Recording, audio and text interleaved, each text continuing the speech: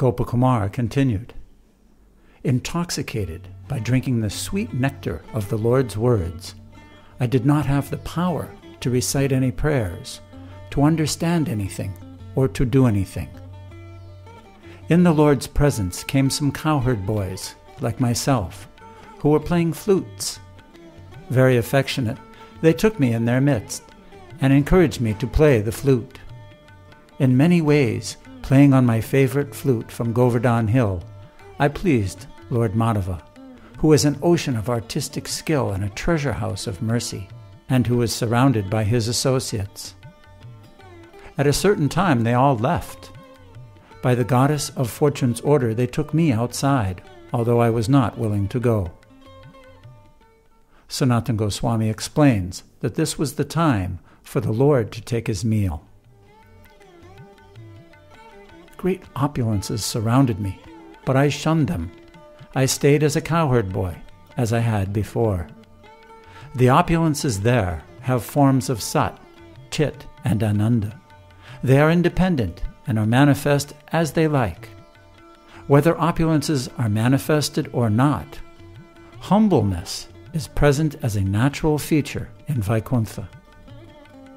By the strength of my previous activities, I considered humble worship of the Lord eternal happiness. Then in my heart, I decided that, by the Lord's mercy, I had attained the highest fruit of all I had done in all my births. What rare happiness! What a glorious place! What a wonderful Lord! What wonderful mercy! By the Lord's mercy I fanned him with a chamara whisk and performed other personal services. When I played the flute, his glance brought me eternal bliss. By the strength of my previous actions, sometimes I would call out, "O Krishna, O Gopal!" again and again. With many prayers, I would always sing the great glories of the Lord's pastimes in Gokul. Smiling and laughing, the residents of Vaikuntha took me outside, and, their hearts melting with love, again and again spoke to me many words of instruction. The residents of Vaikuntha said, "Don't address the Lord of Lords in that way. Don't praise him in that way. With eloquent verses, you should praise his real, limitless greatness. To kill the demons and protect the devotees, the Lord cheated Kamsa and disguised himself as a cowherd boy. The devotees do not take these disguises of the Lord very seriously. In the beginning of devotional service, it may be right, but we do not glorify the Lord in that way." Then some of the other residents said, "The Lord, whose pastimes are difficult to understand, has pastimes like that. There is no fault in glorifying him in that way." Sanatana Goswami explains that pastimes discussed here are pastimes like the Lord's protecting cows. These pastimes are not like his creation of the material universes.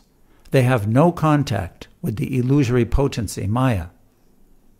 Someone here may protest. When the Lord protects cows, sometimes he is stung by brambles as he wanders in the forest. What kind of happy pastime is that? This objection is answered here by the word Dirbhoda Charitasya. Because the Lord is the supreme controller, it is not possible to understand his activities perfectly. Then some great souls rebuked them all and said, "Why do you speak as fools? Out of love for his devotees, Lord Krishna will do anything. Glorifying his deeds is a great virtue. It pleases the Lord." Gopakumar continued, "These words made me first embarrassed and then pleased. Still, my heart was not perfectly satisfied. Because I could not see my worshipable Lord, Lord Gopal's lotus feet, form, pastimes, and everything else, I became like a poor wretch.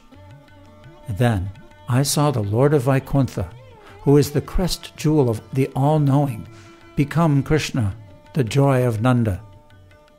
I saw Lakshmi and Dara become Radharani and Chandravali, and the Lord's associates become the boys of Brhad. Sanatana Goswami explains that this was not just a vision in meditation. Gopakumar actually saw this. When I could no longer see the Lord enjoying pastimes in the land of Braj with his associates, my heart became unhappy. Sometimes I would see him enjoying pastimes with the cows in the gardens there. But then again, I would see him as before, as a master sitting on his throne. Still, because I was aware that he is the Supreme Lord, because I could remember coming to Vaikuntha, and because of the presence of great awe and reverence that killed spontaneous love, my heart was not satisfied. In meditation, by Lord Gopal Dev's mercy, I would embrace him, kiss him, and enjoy pastimes with him in many ways. Now that the Lord was present before my eyes, I was unhappy, for although I desired these things, I could not attain them. Sometimes the Lord would go to a secluded place with his intimate associates. Then everyone else would lament for not seeing the Lord.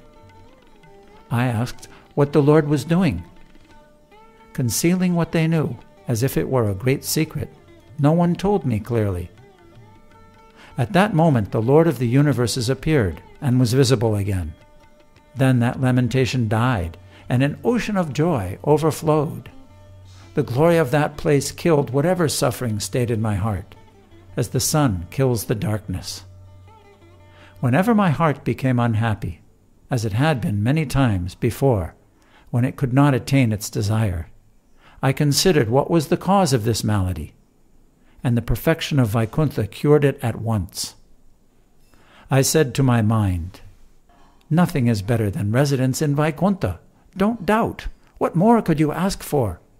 O fickle mind, leave your restless nature behind. No result is better than this. Think about the hundreds of reasons for this, and become peaceful." As I was explaining this to my mind, I saw that I was made of eternity, knowledge, and bliss, and that I eternally experienced wonderful, intense, transcendental bliss by worshipping the Lord in Vaikuntha. In this way, sometimes happy and sometimes distressed, I lived in Vaikuntha.